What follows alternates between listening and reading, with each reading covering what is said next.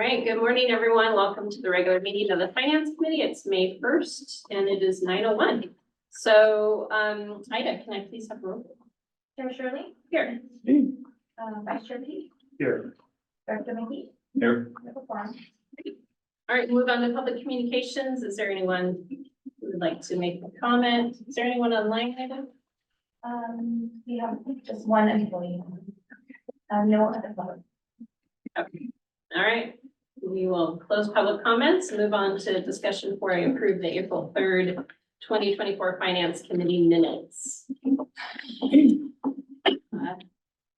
Any Move to questions? approve. Move to approve? A second. Okay. I'm assuming we don't have any comments on this item, so, all those in favor? Say aye. Okay, that's unanimous. All right, 4B presentation of preliminary budget. Going to, Thank you, Chair. At this time, we're gonna have Garth Gregson. He put together a presentation. It's gonna highlight some of the key factors that we've considered for the budget process. So it's a preliminary process that we normally go through, getting the highlights, indicators that are causing revenues to go up, revenues to come down, expenses going up, and expenses comes down. So looking at the cause and reaction of our preliminary budget where we're at now. As we continue, there's still gonna be some items that we have to complete that we're waiting for on analysis, and we may have put placeholders in position already anticipating some changes there. At this point, we'll hand it over to. Do you pass out sometimes I get a packet? And I didn't know. I don't think we made any. That's right. Here you go. Once you smile. No, it's actually the presentation piece, but we can make you a copy before you leave, Director McKee. Okay. All right, good morning, everybody, and welcome to the fiscal 2025 preliminary budget. I'm gonna go through some of the highlights of the budget for fiscal 25 that we've got in there. And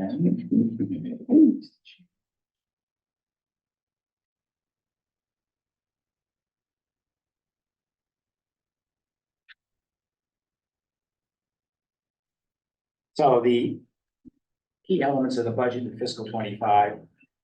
We've got a 5% increase in our disposal fees built into that, and we've talked about that at previous meetings, so that's pretty much well known to everybody.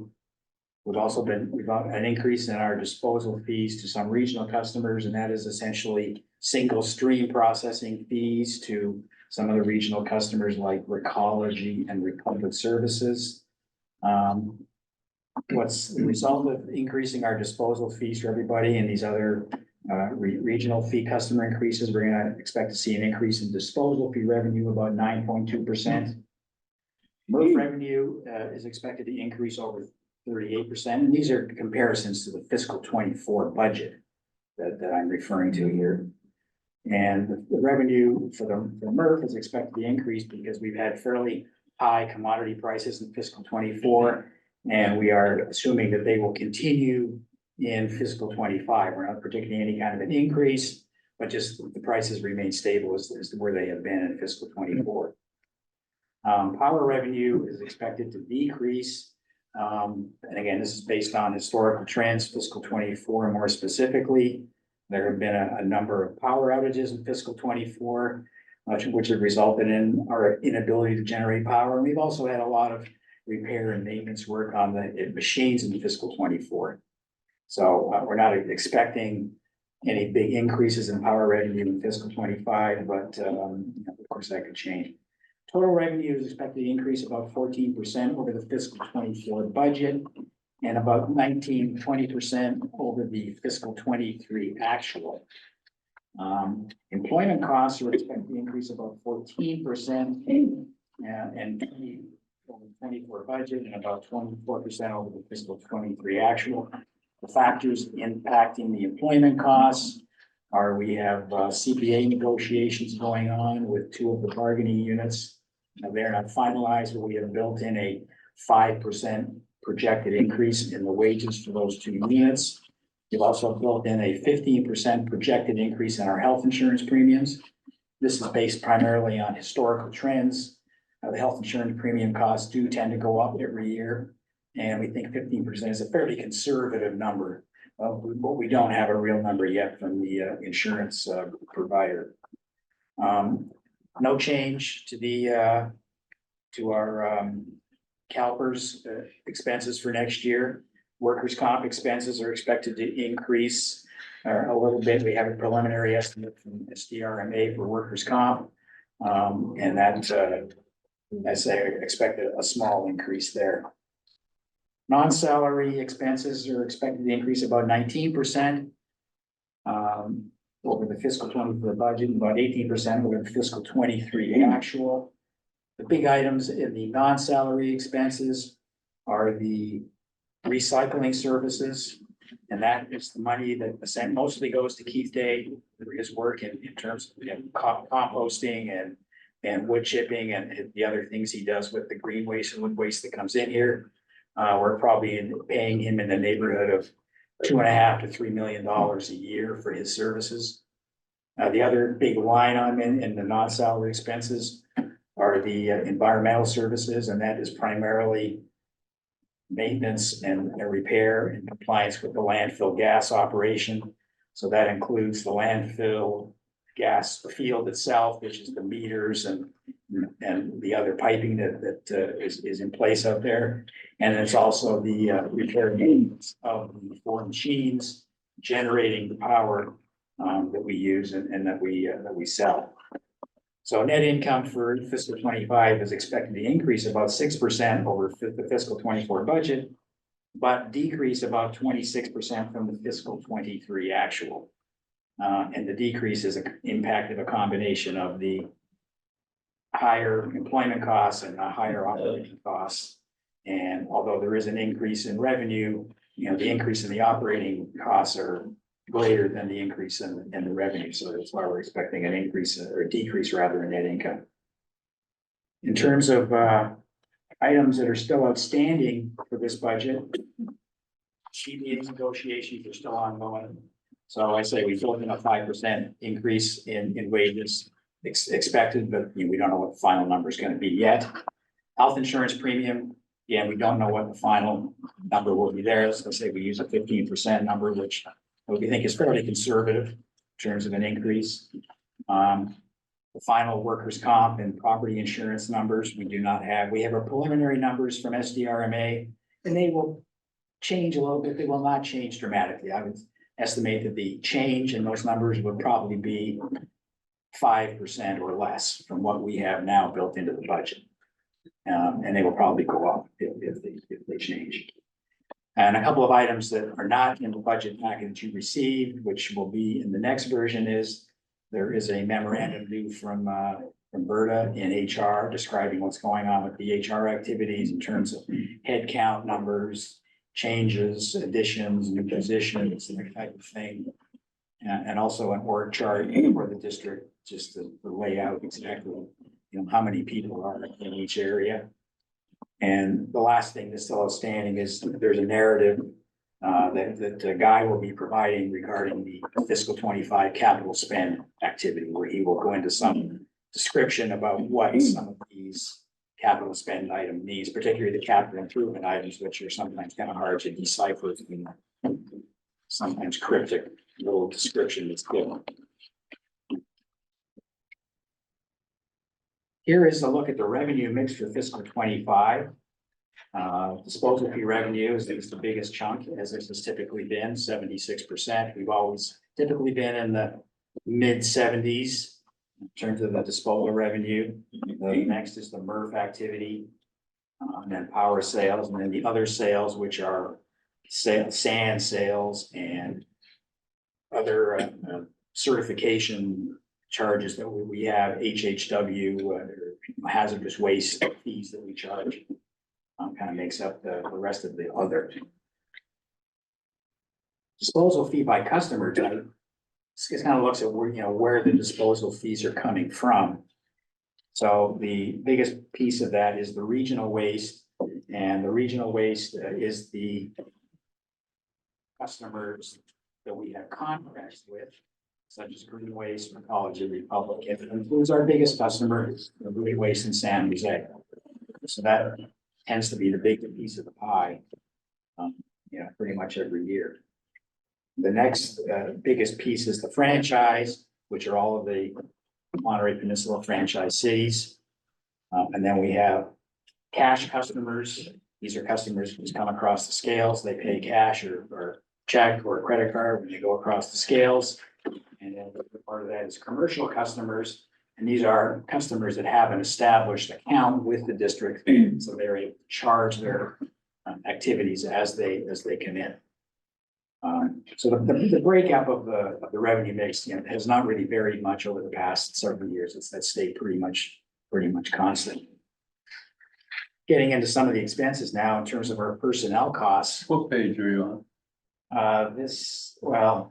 In terms of the handout, I'm just looking at the packet that I have. yeah, I'm bringing out a copy. actually, those pie charts are not in.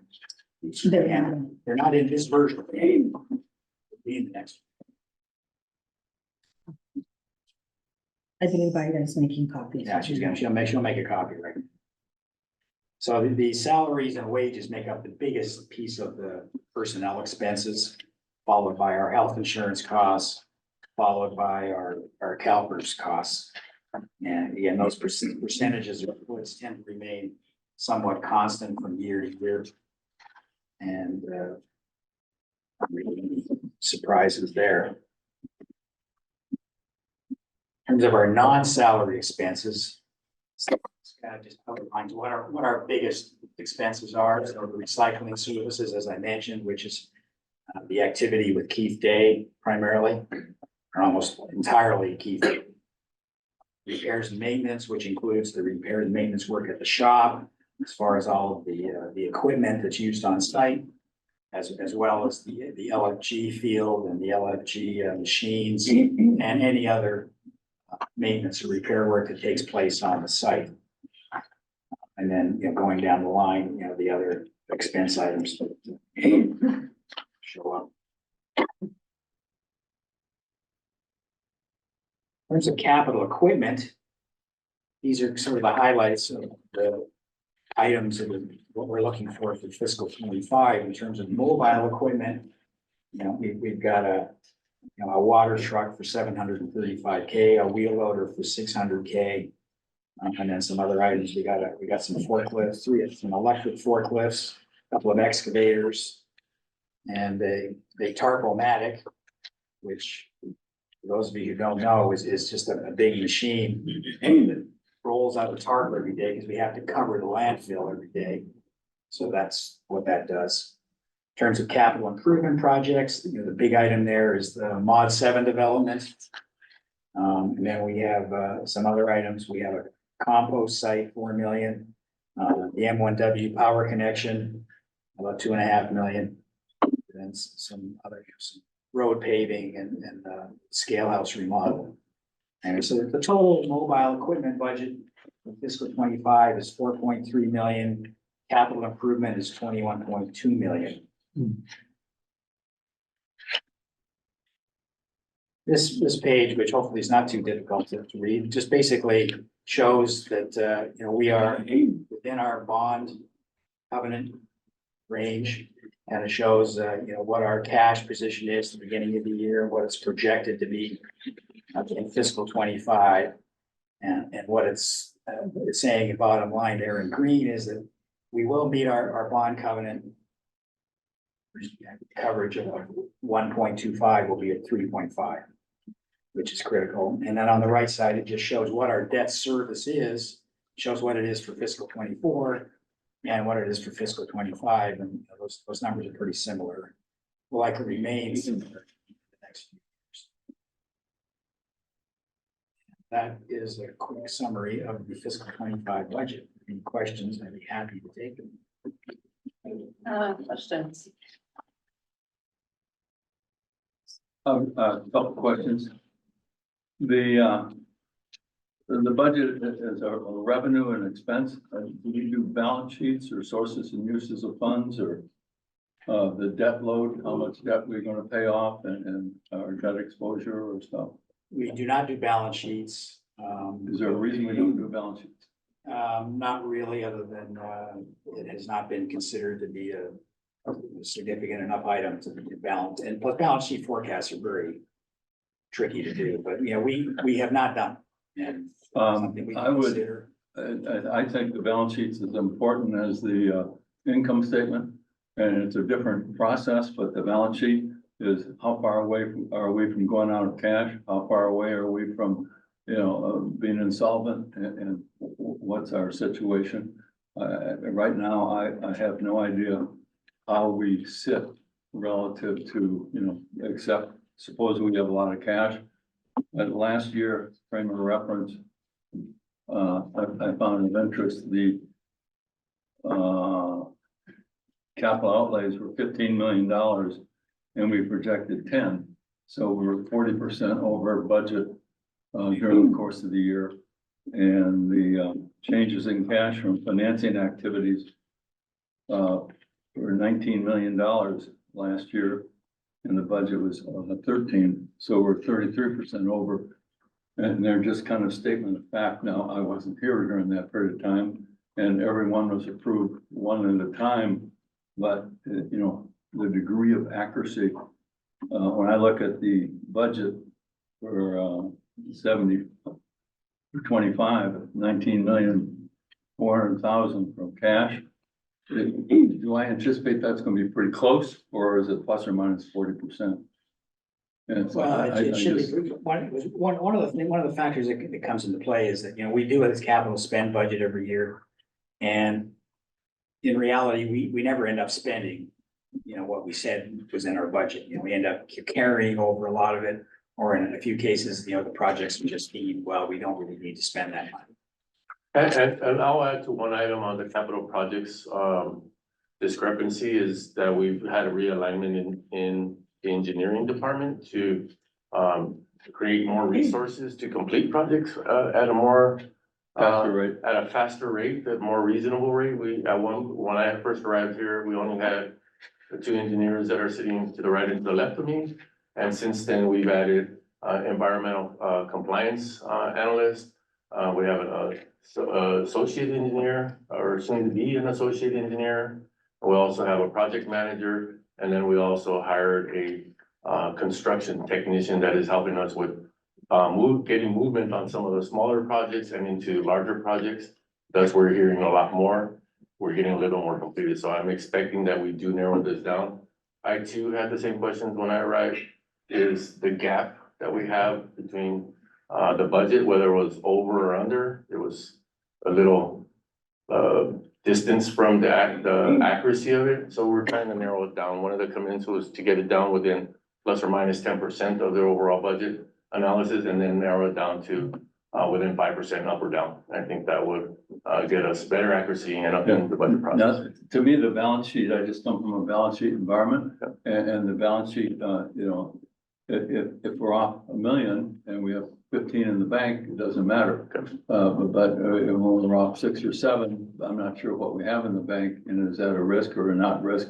And you said, based upon, and we feel good about it, but as a committee member, it's a trust me situation, and Well, I'd like to see more data on the balance sheet and how the balance sheet's going, and the cash and the sources and uses, and as we grow this institution, that we have, do we get more receivables? Is that a problem or not? Or do we need cash to finance that and so forth?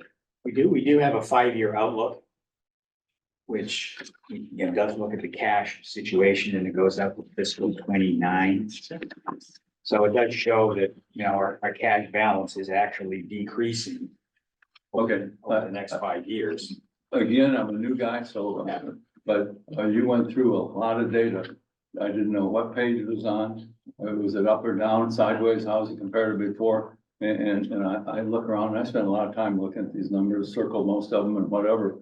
But I find it almost impossible to follow the presentation, as opposed to going through. On page 1, we have this, page 2, we have this, page 3, and we're asking for approval.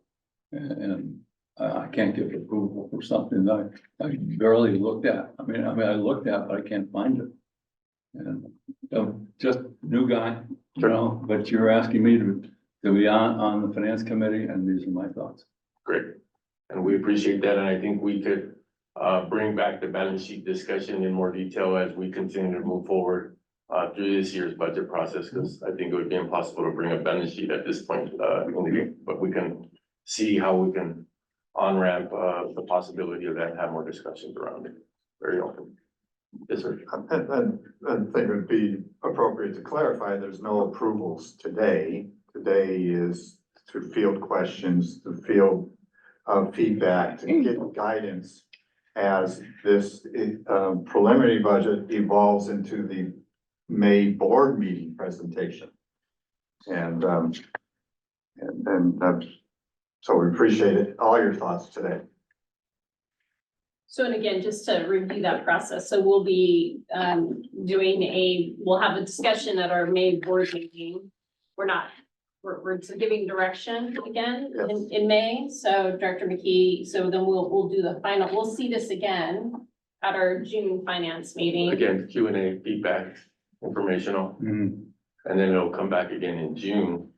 And that's when we'll approve it as a board. So draft in May and hopefully finalized for June. Right. Approval for implementation in July. For total meetings, if you combine your committee presence and your board presence for the one topic of the budget. Dr. McKee, do you have other questions? No. Thank you very much for the report. I know a lot of effort goes into giving us numbers that are as good as possible, so much appreciated. So in the spirit of Q&A, I'm gonna just provide some, what I think are small requests. If they're not small requests, tell me, and some questions. And normally I would send them ahead of time before this meeting. However, my lame excuse is that on the first Wednesday evening of every month, I have a council meeting. So I'm pretty much covered up over the weekend and Monday with other material to look at. But anyhow, with that said, a small request on page 10, on the top, the disposal rate changes. The first sentence, you state a regional customer, and then you go into district customer. Could you add a statement as to whether the regional customers are paying more or less or the same as the district? Just a statement. I hope the answer is at least as much as the member, but yeah. Well, and some of the, go ahead. I was just gonna comment, I would love to add the statement. We may have to identify each independent agreement that we have on the outside, which ties to a rate. And if we're gonna go that far, we might as well include when that was approved and authorized and how long the term was for. Because those are things that are out of McKee's hands, because they have already been approved in the past and they exist today. But the awareness, I think, needs to be clear. As I did in the presentation, I was very, very intentful with these agreements, how long, what they're paying, and are they favorable or not for the district. And I think there's only one that we can all agree on that we would say would be viewed as unfavorable at this point, but it's still doing what it was intended to do, and that was provide additional revenues to the district for a period of time to create sustainability. And until we're prepared to offboard that in 2036, we need a plan for it. So my answer is very long, but very intentful on if we're gonna add that, it shouldn't be very short and discreet. It should have the content that's desired for the outcome, and that's really showing the transparency of this agreement is paying 95% of the gate rate, but they have 100 miles of travel. So I think that each one could have a scenario or a little narrative of favorable or not favorable. It may be best to put that quantity of information into a table. It would not be that long. There's a half a dozen regional customers based on that order. So, it would give the reader not only the rate, but how long that, you know, when the contract began, when the contract ends. Yeah. And what the current rate is. I realize that this is a sensitive topic, and it is in the spirit of awareness for the board. I mean, so the boards before us made those decisions based on the information that they had at that time. And obviously, they wanted to lock in this customer or customers over this long period of time. And they saw it as a win-win. But maybe that's also a caution But I think for it's a, this in future boards, like before you lock into a, 25, 50-year contract rates that you have some off ramps. Yeah, If yeah. it gets. it's appropriate. I think it's very appropriate because, when we did the board workshop on information, it was the intent to do so was to share that information so that we can develop a plan that the board agrees upon as we approach 2036, knowing that one of those agreements is that big section of the pie chart, which was about 44% of the revenue coming in from disposal. That is the intent, is that we can align ourselves on, yep, it's coming, and we will have to have a plan to diversify that revenue or on-ramp more revenue so that we can off-ramp unfavorable perceived contracts. But I think the table would be accurate. I think that's a great option for us. It's a great topic Yeah. for discussion and board awareness, particularly of staff and Yes. management. Yes. Next on that table, under yard waste, the new rate $49 a ton. And, does the revenue pay for peak day? Was it 5 million?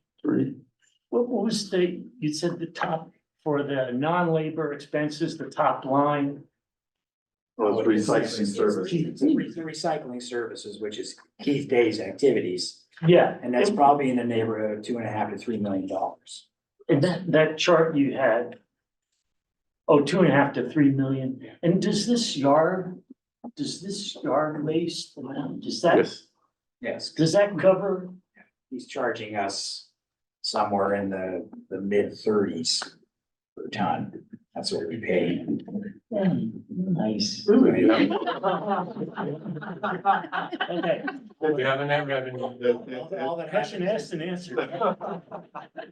is the truck drives across the scales, we charge them the fee. and they We're drive- pointing that direction. That actually answers another question. Just an observation.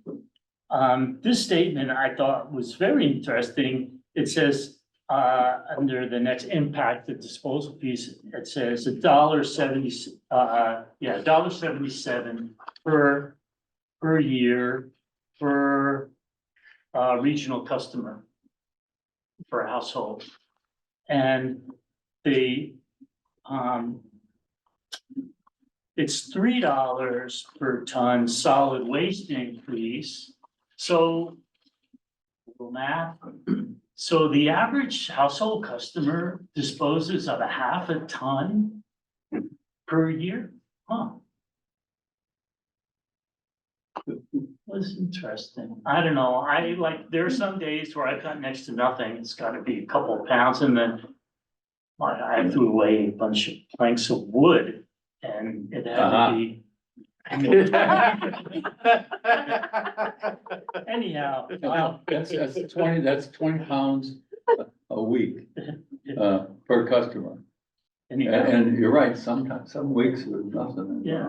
Okay, just from the numbers, I guess. And so another question, and not for today, is the cost of processing, single stream recyclables.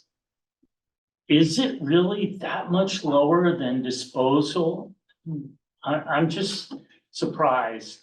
Is the expense, I know that the fees are half, right, for single stream recyclables versus disposal.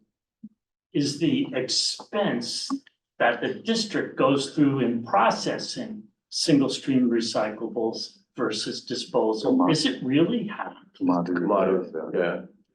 Yeah, I think so if we didn't have no commodity value, that's what makes up the difference. So the shortfall is our processing cost is, say, roughly about 80, something. About 80 bucks a ton to process. We're charging 40. But and then we get revenue sales and revenue from there that makes up the differential. Thus, we may want to come back and evaluate, and we're considering your suggestion around looking at the composition of the rate fee for the disposal, the compost, and the recycling. And we may choose to change our position on using the commodity sales to make up the difference processing at some point. And we have alignment now. If the budget gets approved, we will have alignment with the single stream processing, which will make that attempt a lot easier.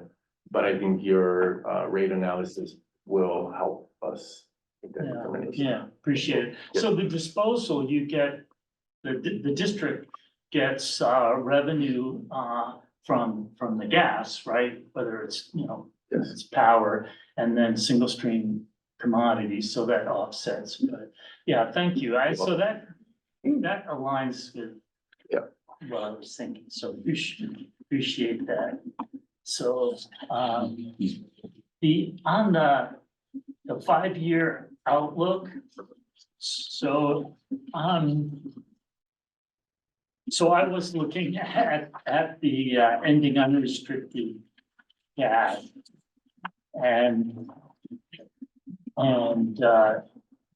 it's just going down over the next 5 years. So yeah, that is definitely something I think that the district needs to look at. It looks like it's driven mostly from capital outlay. Is that? If we go by the capital outlay plan, right? And what's also driving it down is the fact it's between 2015 and now, we've had 2 bond issuances. So we issued $50 million in bonds between 2015 and now, and there's nothing projected for the next 5 years in terms of issuing more bonds and getting more cash. And so the capital, well, I haven't been on the board, so the bonds are how many years? And this is for capital equipment. Yeah. Just the period of the bond coincides with the use of the capital that it funded? Well, the different bond issues for different things. The 2015 bonds were basically issued to pay for the construction of the MRF and the truck yard. That was $25 million. That was supposed to be 20 million for the MRF, 5 million for the truck yard.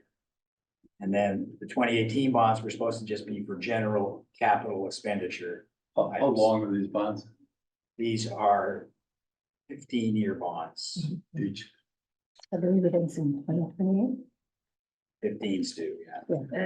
Anyhow, not But yeah, because we have no plans today to issue more bonds. Yeah, our cash theoretically is gonna go down over the next 5 years based on the capital spending plan. And the capital spending plan is fairly aggressive in terms of the items that are there. Front end loaded? Pardon? Front end loaded? Yes. Okay. So anyhow, something that a topic for discussion. Yeah, I definitely think the unrestricted cash needs to Absolutely. stay flat. So when you think about whether that's more bonds or reducing capital, I don't know. And I believe there were comments about increasing the reserves for landfill, the closure, closure. And I think that was a work to be done during the fiscal year, right? So that's why it's not reflected. Yes, and so we have the And that's it. post-closure reserve that we'd like to include and closure. And closure and the PERS liability. Those three, we are not in a very good position at this point. We are not putting anything aside for them. We have a minimum of, I think, the minimum law requires, I think we have Yeah. 3.5. We have $1.5 million in a closure, post-closure reserve. It probably cost us $50 million to close at some point. Our question that we could impose right now, what we have you guys here is, me and Garth had and Helen, a discussion around, how much did we want to fund in those to initiate putting aside? The goal to try to fund 100% of it is probably not the right time to say we want to fund 100% of it from day one, but do we start with a 25% approach of the total expense and start gearing and putting money away at that as revenue positions and expense positions changes, then we can decide we want to up the ante or even reduce the ante. Those reserves, that fund will always be available. We can unreserve that and use somewhere else. But I think they're appropriate for what we're looking at. When we look at the pension liability, that is just, it's going up at a very rapid pace, mainly because you have classics that haven't retired. Once classics retire, we should see that kind of take another dip down. But we're looking at the reactions and how much could we afford to do now, knowing that we have cash, more cash being spent than revenue generated. Yeah, I didn't, there is no perfect right answer. Yeah. Either of those two. So we're gonna take the approach of what can we afford, what fits in without breaking our bank, but getting it started. Thank you for that. Looking forward to that. Should we put a statement about unfunded pension liability in the budget for awareness? I know it shows up, we just had it in the audit. How many people get to that line in the audit, long tables towards the end? Anyhow, it's just a thought that there is some statement, because it does say, here's the debt for the district. But it ignores the pension liability. There will be a statement in there about the unfunded. Okay. Can we make sure the AED is somewhere local? It's a big number. We gotta be ready for the number that we have to deal with. I think the number is big and how it's compounded over the years. It's something that I really appreciate wanting to see a line stating that, because it does shows our responsibility around the item and bringing a reserve fund for it to really start. It's gonna be small compared to the cities with a liability. In full disclosure, thank you very much. So, my city's unfunded liability is, well, it's 150% of the annual general fund revenue. 150%. Wow. Conversely, our city's unfunded pension liability is, Good job. so it depends what you're looking at. But we're learning from what we observed, right? I learned this from the last place I was at, and I also work really tight with Mike, and every time it did go up, you guys are paying it off, and maybe we just put ourselves in a position where it reduces the amount, in our span of time being here, You gotta start. we gotta start. We definitely gotta start, and it'll just lead other generations after us to start making those decisions of awareness and then the responsibility piece as well. We have a big responsibility. 100 years of life, we should better recover the money, and we need to close it down and take care of it after. That's our responsibility as an organization. So we'll continue to push on these items. It's a commitment to the employees. Yes. Yes. Thank you. Well, I'll start. I have thank you, Garth, for this. I am gonna be, I don't have an excuse for not sending you these questions ahead of time. So, so just bear with me. So again, kind of looking at that last page in terms of our capital reserve and closure, post-closure care costs, I know that one of the reasons that was given for doing our disposal increase was to start looking at that closure, post-closure. So, I guess I was surprised to not see an increase in it here, but knowing that we're gonna be working on this soon makes me feel better. And I'm wondering in terms of again, more information for the budget report in terms of our capital reserve policy. I know we have our capital reserve policy online. I was looking at it this morning to try and get be reminded. I'm wondering if we could have a summary of our policy in the budget report, because I think it would be really helpful to try and understand, you know, how are we arriving at this capital reserve amount? You know, it looks like it's the same if you look at the 5-year outlook, but it seems like that should be, isn't it like 10% of a number? Like, it seems like that should be changing over time. So like, I guess I just think we need to, it would be helpful for me and probably for other directors, certainly for Director McKee, who wasn't here. We did that reserve policy in 22. Yeah, I think we can put that in there. It would just be good to sort of help understand that. So let me just a couple questions. So Garth, in your staff report, you talked about the projected power revenue. In this, you say it's going to increase, but in this presentation, you said that there was going to be a decrease. Yes. Our revenue. So which is it? So It's decreasing. it's decreasing, so it's not increasing like what it says here. It's in the not doc- increasing. Okay, okay.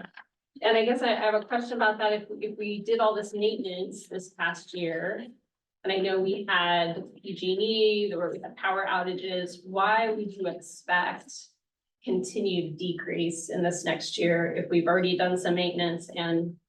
So we talked about it, and we have, cogen plant that's aging. We have one of the engines that's 18 years old. It'll approach 19. And then we have 3 other cogen sets that are within that span of about 7 years to the 15-year range. So we know we have an aging cogen facility, and then also the gases that we're putting through those engines are also they're not high in methane, so they cause a little bit more damage on the engines as they're being operated. So as we move forward, some of the plans that we have for the landfill is to have landfilling areas that are uninterrupted, meaning we're not extending landfill pipes like the way we are currently today. One of the items that was informational items at our workshop was those ponds that live within our landfill area and resolving those concerns so that we could have areas of the landfill that are uninterrupted, so we can get better quality of gas to run through the engines. We can anticipate until we do that, the quality is gonna be low and that the engines will continue to struggle to run for a longer period of time without interruption. So it has to do a little bit with complexity of the gases being ran through the engines, the maintenance and the hours, we have that upkeep. It is a 24-hour operation. It runs consistently until something goes wrong inside the engine or PG&E has a shutdown. But the attention that it needs, it exists. We're very proficient in repairs, fixing, getting parts. Usually that's the duration of waiting for the arrival of parts that are gonna be changed out or the time that it takes PG&E to put us back online. But I would continue to say until we can address how we're laying our disposals down so that we can have gas wells that live for a longer period of time, create a richer type of gas without interruption, that we'll continue to see engine problems and failures happen. Go ahead. So Felipe's answer brought in some costs from the landfill, you know, that were in addition to the engine plant. Mhm. So the engines generate the power. There are 4 engines. Every engine has a quarterly maintenance schedule. This past year, there's been some additional challenges on 2 engines. So there's still 2 other engines that, have equal chance of having those same operational challenges. So that's really, the key impacts, to, power generation is the ability to run the engines. Either the engines are preventing, being operated. Then there's the landfill, system that can interrupt engine operation. And then there's PG&E as utility who can close the door and ask that no energy be sent to the utility grid. Those are the, really the causes of, not generating power and therefore not generating revenues. Mhm. Well, a little bit more feedback on the engine and the power generation is the completion of the 21 kV. We don't know if it's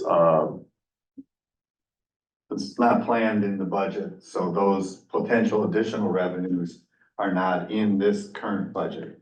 It may, it has the likelihood of being delivered before the end of the budget year, but we're not choosing to budget it this year. We're not sure. We're waiting on components, right? And so we're at the mercy of the people that are gonna deliver the components. And there is some design concerns as well that may prolong when it actually comes online. Mhm. But you have all the costs in the budget, all the capital in the Mhm. budget, but none of the revenue. And we'll think about it a little bit more. We got one more crack at, do we want to or do we not want to include a tidbit of revenue generation, but then we could be off if Yeah. we don't get delivered. So it's a balance. We'll kind of look at each other as, do we want to, do we not, and pull out our crystal ball that I used to tell my area vice president and predict the future before it happens. But if we Based do, on our knowledge. If it's really small, you can put $100 in, and if you recognize it, but you're not, it's really small. That's a great suggestion. I appreciate that. but if we do put in the 21 kV line, our problems with our generators and the landfill gas, like, we'll still be able to maintain that Same thing. demand, It's doing the same thing as it's doing today. right? It's just going to a different area. Yeah, So rather into the grid, going over to the neighbor. So same generation, same concern, same, gas, processing through the engines is gonna be a concern. Right. Do we have the best gas? Do we improve it? Well field management will tie with it. right. But I think it was like a 38% increase you were anticipating, so. Okay, Partially because fiscal 2024 or fiscal 23 was a very good year. right, yeah, so it's a bigger percentage there, okay. On page 9, you had an assumption under revenue, you had an assumption of a 2% increase in material volume from all customers. I was just wondering, how do you arrive at that Just based on percentage? historical trends. We just always accept, or just, we predict that we're always gonna get a greater volume every year. And that's just based That's on I mean, like like, population growth, population growth. the economic activity. Yeah. somehow it happens. Okay. More. okay, all right. Let's see, on page 10, under the MRF revenue. It said the revenue is projected to increase by 39%. And then, you said that the revenues derived from commodity sales, processing fees, CRV redemption payments, and you said staff is projecting single stream recyclables to be comparable. So if it's comparable, we're talking about 2 separate things when you talk about single stream recyclables and things that are coming into the MRF. They're kind of the same thing. They're kind of the same thing. So you talk about it increasing, but then you have a sentence that says that they're gonna be comparable to the same volumes that we got. So is that based off you're expecting So the commodity yes, rates to be? Yeah, the volumes are gonna be the same, but the commodity prices have been higher, and we're expecting that those will stay at about where they are now, which is comparatively high to some of fiscal 24 and all of fiscal 23. Mhm. Okay. On page 11, under power sales.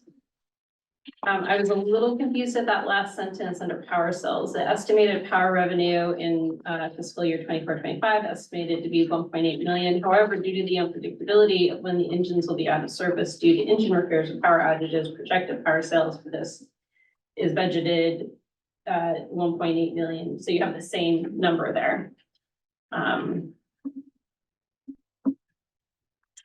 But again, you're decreasing power sales, so I think that.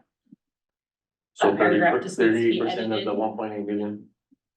I see what you're saying, Yep. yeah. Okay, Yep. okay.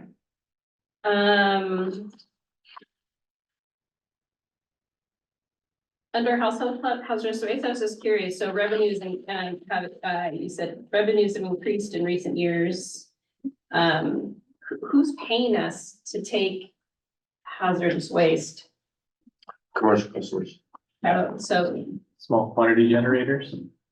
So if a business comes in with hazardous waste, we charge them to dispose of the waste, but if Right. a resident comes in, they're charging us. okay, and then when we dispose of it, it's obviously comparable, it's all on us, but we're still making we're making money overall because of what we're charging those commercial. We're not, yeah, we're making money, but not very much. Like, Okay. we have to pay somebody to come and take it. Right, And right. recycle it. So what we're Okay. seeing, at the top, we see the revenue number, but then there's also an expense Right. against that. Yeah, We expect that to be kind of a wash. a wash. And really monitor when we go under, like what's driving that. So being a little bit over it for us is, we're feeling very comfortable with Got it, the program. got it.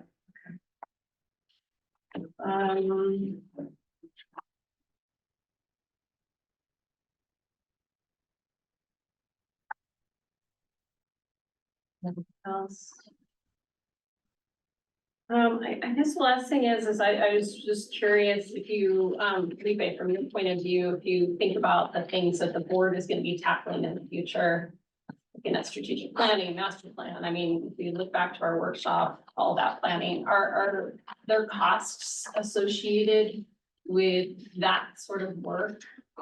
And is that incorporated into this budget in any way? It's very nominal. It's gonna be in our administrative budget already. It's really getting a planner, someone that's not on our team and not on the board, but that can help really summarize our intentfulness around a master plan. It's gonna take us a little bit of time, but I don't think it's gonna move the needle on any one of the budgets that we have for it. Okay. I think that's out a distance in time. It'll come into play when, there's a new MRF or significant changes to the MRFs, for instance. Mhm. That kind of strategic, the infrastructure side of the strategic planning. It's out of distance. The pieces from like feasibility, if we wanted to expand 21 KV over to something else, that could be in there, that plan as well. I think the initial, I don't think in the master planning, but I think maybe part of strategic planning for the year was gonna be those greater detailed discussions around getting more revenues and getting prepared and what is the strategy we wanna take, and that's really gate rate costs, gate rate agreements, what people are willing to pay the gate rate or close to it. We've seen some very favorable contracts that have escalators that get them to 95% of the gate rate. Reason being that 5% would help cover transportation costs in there, so further out, you kind of wanna say, hey, alignment with the rate and also the transport fee to get it here, but we need materials that are gonna be favorable pricing to prepare us. That is a big one, and then the internal infrastructure, those ponds. I had a meeting around them and talked strategy around what are our opportunities, what are our options, and who wants to be in the discussion. Mhm. Who wants to be at the table as we start making alignment, because that is probably one of the key items that we really need to figure out, so, because we wanna produce better gas, we need to have those ponds moved out. We wanna utilize the landfill in a different way than we historically have. That needs to happen. So preparing ourselves for that piece, it's gonna be a major move. It'll take some time, and agreements and what does those agreements look like with those people that come to the table is gonna be a big influence of ours. So we're gonna intentfully focus on the infrastructure that we need here, for the next 10 years. So the planning for that may start this year, Yes, but there will be yes. no costs associated with that. Agreed. All right, that's it for me in terms of questions. I'm assuming any questions from the public? I think it's only Eric online, right? So, without further discussion, I guess we'll move on to general manager. Sure. I only have a few items. On April 28th, which was Monday, Guy and I attended Monterey One Water to support the feasibility presentation that was given. So we were able to attend. We were able to answer a few questions for the board. We did an introduction of how we felt the study went, and we gave a lot of kudos for the participants and the technical experts that we had involved, all the third-party support that we had from GHD and Gary Darling and a few other folks that helped us with the process. So able to close that out. We also had managers complete a 4-hour training, which was conducted by Lieber, Cassidy and Whitmore, managing the marginal employees. So we continue to give pathways for our supervisors and managers to work with employees to have the best place and the best opportunity and discussions that are needed. There are 2 vacancies that we have right now. We have power systems technician, safety manager we've been doing interviews on. Really no potential candidate for the power systems position. It's a difficult one to fill. Safety manager position, we have extended an offer, so we'll maybe do an introduction at some point. Module 7 construction has recommended after a pause of the winter season, Granite Rock Construction is currently preparing to subgrade and receive the liner materials. We're expecting the early phases of the module to start beginning next week. And I think it'd be ready by fall. And potentially we can start filling in module 7, which will give us a different perspective of what we've seen over the last 10 years on the type of filling and where we're filling at. If you look out the window, the left-hand side, you'll see the fill areas way up in the sky on top of the hill. So we face a lot of elements with wind and challenges with our operation there. And we think that the fill area in module 7 from the last several years can keep us out of the elements with wind being a constant disruptor with debris and litter. Staff is preparing for the good old days, the 4th and 5th, providing outreach. Thank you, Zoe and Eric and Franco for organizing and getting volunteers to attend and help with the public outreach. And that's all I have. Thank you. All right, is there any discussion of future agenda items? Okay. All right, I'll adjourn this meeting. 10 o'clock? Thanks, everyone. Thank you.